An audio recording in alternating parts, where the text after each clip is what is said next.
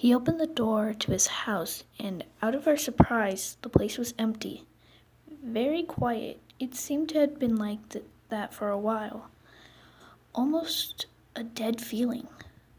Mom's not home. Izuku's eyes were skimming the room, almost like he was frightened or something. It makes sense, he cares about his mom a whole lot. He kicked the door closed behind him and gently placed me down on the couch. He looked around and found a mint-colored sticky note on his door. Hi, sweetie. I went to go get groceries. I shouldn't be gone long. I should be back around 10 o'clock. There's Tokiyaki and katsudon in the fridge. Please keep Listener and yourself safe. Love, Mom. He looked at the time. 9:30, he had said to himself. He was really worried. Sensitive Izuku, he took off the note and threw it away, then came to sit next to me. Sup? I had no idea what was on the note, so I was wondering why he looked concerned. Mom's gonna be out for a while. His statement made me think something serious was up, but I couldn't have negative thoughts. I sat up and put my hand firmly on his shoulder. Don't worry, she'll be all right. I gave him a reassuring smile. He looked at me and gave me a small smile. His cheeks tightened with rosy pink. It was a few minutes of silence before I broke it. Let's head to your room, I started. I need to lay down and stretch where there's more space. I lifted up my arms and stretched, letting out a growl. With my quirk being canine, it happens occasionally. Sure, he blushed and gently pulled me off the couch. We headed to his room and I plopped my face on his bed. Hey, Zuku? I turned my head to the side with my eyes half closed. Can you massage my back, please? It was completely innocent request, but he made a big deal about it. Seeing as he was blushing intensely, but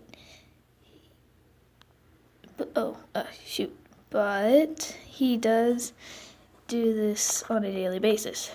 Of course, he stuttered. Great.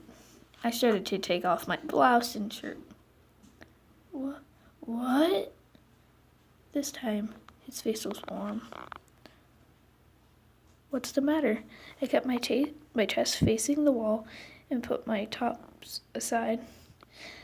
I have to take them off so then you can see what you're working with. I was only being honest, but just went with it and just lay down. Also, you won't be able to get the good spots in that position, I implied. You're right, he gulped and got on top of me, left leg on my left, right leg on my right, and sitting on my back thighs. He pressed his hands against my spine and up to my shoulders. He then hesitantly moved down to my tailbone and above my posterior. Then he brushed his hands against my tailbone. It triggered me, and I ended up letting out an a small moan escaped my lips as he had touched me where I was most sensitive. He stopped. Listener? He was questioning the noise I had made. Sorry. As I tried to apologize, he pressed up against my... I hope that was a pencil in his pocket. Izuku. He could obviously tell I was embarrassed by the way I said his name. Shh. He silenced me and then flipped me over. He then looked at my half-exposed figure. I blushed, trying to cover it up, but he held my arms up with his right arm and supported his body with his left. Please don't hide, listener. Izuku's emerald green eyes met with mine, showing a hint of lust. What the hell is happening? Midoriya's point of view. Listener's body's in my possession. I never thought I'd do this before. So my first was with a girl who I had liked for the longest time. Listener, I looked down at her as we both blushed different shades of red. Izuku? She looked up at me and slipped her right hand out of my grasp, then held onto my face. Our lips met as she pulled me in for a kiss. My heart was racing. I can't believe my first kiss is with her. I can't believe that all of what's happening is with her. My hand traveled down to her hip as I pulled down her skirt and tights. We moaned in between kisses as we deepened them. We parted with a string of saliva as the only thing keeping our mouths connected. My member was hard, and to make it worse, she rubbed her crotch against it.